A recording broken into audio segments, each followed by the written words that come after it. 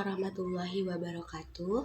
Halo semuanya, perkenalkan nama saya Elisa Trierawati dengan NIM F1C423020 dari kelas R002. Di video kali ini saya akan menjelaskan kembali artikel mengenai kromosom mapping. Di sini judul artikel atau jurnal yang akan saya jelaskan kembali yaitu berjudul Kromosom Tumbuhan sebagai Marka Genetik, yang ditulis oleh Isna Rasdiana Aziz pada tahun 2019. Langsung saja kita mulai mengenai pembahasannya. Teman-teman, pernah kebayang nggak bagaimana kita bisa tahu tentang struktur genetik di dalam tubuh kita? Mulai dari mengapa kita mirip dengan orang tua, sampai kenapa ada beberapa penyakit yang bisa diwariskan. Jawabannya ada di dalam kromosom.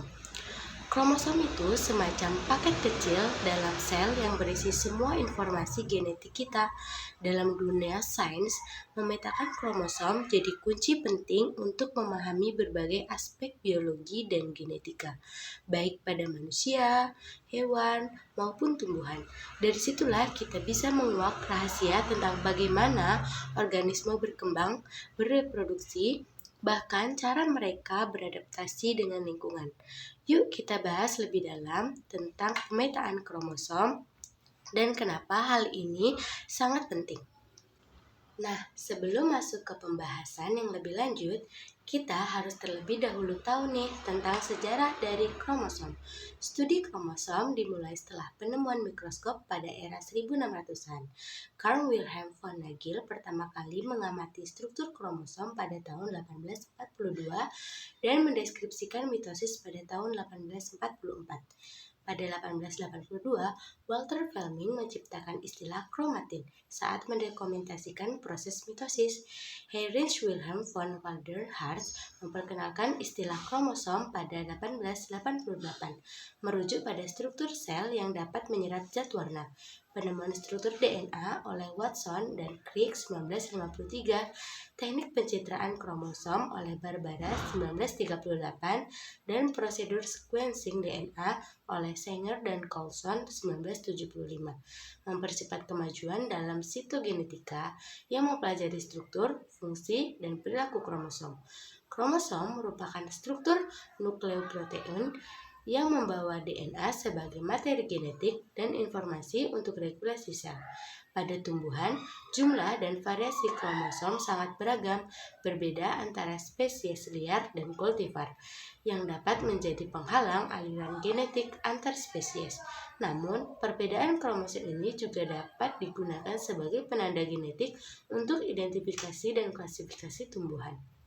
Kromosom berperan dalam pemisahan DNA selama pembelahan sel, menjaga integritas genom, dan memastikan sifat diwariskan dari orang tua.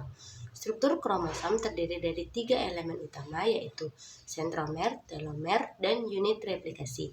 Sentromer mengikat spindel mikrotubul dan membantu segresi kromosom dengan DNA repetitif yang penting dalam pembelahan sel. Telomer melindungi ujung kromosom dari degradasi, mencegah hilangnya gen saat replikasi, dan juga mengandung DNA repetitif. Unit replikasi NOR terletak pada lekukan kromosom dan mengandung gen rRNA yang terbentuk selama interfase. Pada prometafase mitosis, kromosom lebih stabil secara morfologi dibanding meiosis, sehingga struktur seperti sentromer dan telomer terlihat jelas dan dapat digunakan sebagai marka genetik, terutama pada tumbuhan. Program pemuliaan tanaman terus berkembang untuk menghasilkan varietas unggul dengan hasil tinggi, lebih tahan terhadap cekaman, dan proses lebih cepat. Nah, di sini terdapat gambar representasi struktur kromosom tumbuhan. Keragaman genetik yang dibutuhkan untuk seleksi varietas baru dapat diperoleh melalui introduksi, poliploidisasi, hibridisasi, seleksi bioteknologi, dan mutasi. Kemajuan teknik marka genetik memudahkan pemetaan kromosom dan analisis keragaman genetik menggunakan metode seperti preparasi kromosom, beta-karyopte, dan karakteristik kromosom. Preparasi kromosom bertujuan untuk mengamati kromosom pada fase pembelahan sel, terutama metafase dan prometafase. Prinsipnya adalah menghentikan pembelahan sel menggunakan metode tertentu seperti metode squash yang dilakukan dengan memencet ujung akar tumbuhan. Tahapan model squash meliputi 1. Perkecambahan dan pemotongan ujung akar. Setelah akar tumbuh sekitar 0,5 cm, ujungnya dipotong untuk mendapatkan sel pada fase mitosis. Yang kedua, fiksasi. Ujung akar mudah direndam dalam larutan asam asetat untuk menjaga sel tetap hidup.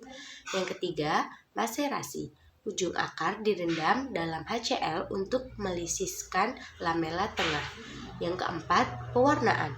Pewarnaan menggunakan larutan acetoarchein untuk membuat kromosom lebih terlihat. Yang kelima ini merupakan fase atau cara yang terakhir, yaitu pemencetan atau squash. Ujung akar yang telah diwarnai diletakkan di gelas preparat, dipencet dan diperiksa di bawah mikroskop. Nah, pada jurnal ini terdapat contoh. Pada gambar A merupakan prometafase pada akar Marquisa ungu Passiflora edulis dengan perbesaran 10x10, dan gambar B merupakan prometafase pada Indigofera tistoria. Preparasi ini memudahkan pengamatan kromosom, terutama untuk spesies dengan kromosom kecil. Karyotipe digunakan untuk mempelajari variasi kromosom antar spesies tumbuhan, terutama saat data morfologi dan ekologi tidak cukup menggambarkan hubungan filogenetik. Sitotaksonomi membantu mengungkap hubungan ini dengan menganalisis jumlah, bentuk, ukuran kromosom, dan posisi sentromer yang khas bagi setiap spesies.